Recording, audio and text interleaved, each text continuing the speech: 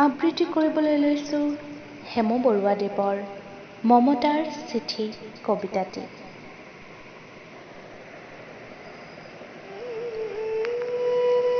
মৰমৰ এয়া মম এডাল জ্বলাই লৈছোঁ, আজি বহু দিনৰ মূৰত তোমালৈ চিঠি লিখোঁ বুলি।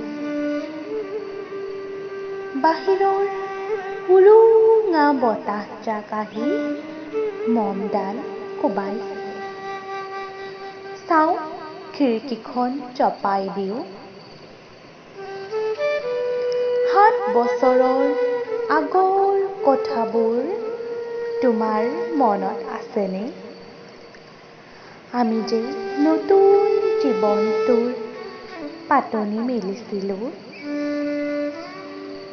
মোৰ গাত সেই অচিনাকি নিচা বাৰুকৈ লাগিছিল।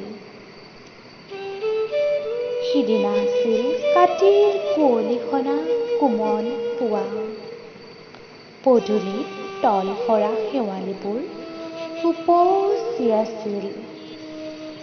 আৰু সন্ধিয়া মই তোমালোকৰ ঘৰলৈ নকৈ আহিবৰ দিনা আকাশৰ মেঘৰ মোহনাত হালধীয়া জোনটো নাওখন লৈ আমাক যে ৰিঙিয়াই মাতিছিল তৰাৰ দেশলৈ।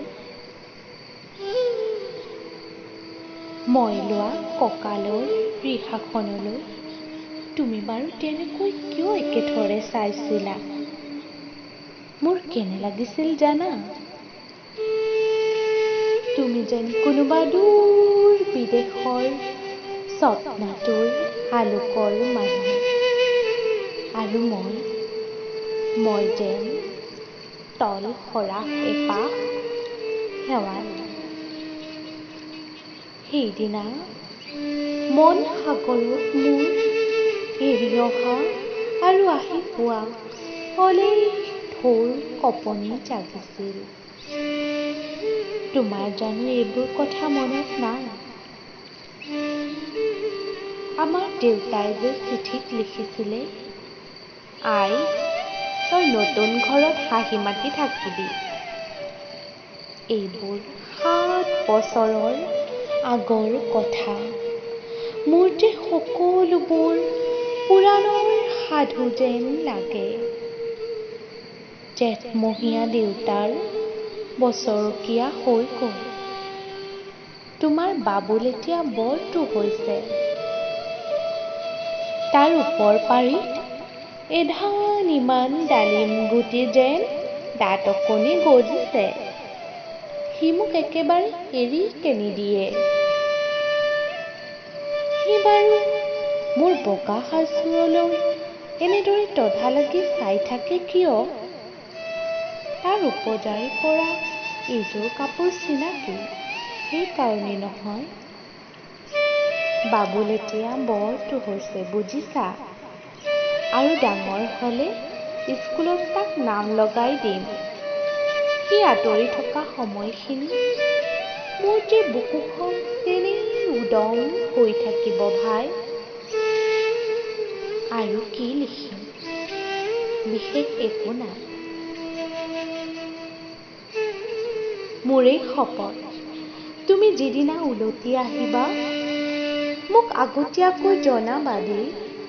মই ভোক দৈ দি ভটিয়াই গৈ বুঢ়া লুইতৰ বুকুৰ পৰা তোমাক ৰিঙিয়াই মাতিম। তুমি যিদিনা উলটি আহিবা মোক আগতীয়াকৈ জনাবলৈ নাপাহৰিবা দেই। মৰম লবা। এটি তোমাৰ মমতা। পুনৰ এইবাৰ বুজিছা, মাঘৰ বিহুত মেজিৰ জুইকুৰা বৰ ৰঙাকৈ জ্বলিছিল। আমাৰ আইতাৰ সৰি ছাগলীজনীৰ 2টা পোৱালি জাগিছে। এটা শুদ্ধ বগা আৰু আনটো পখৰা। ধন্যবাদ।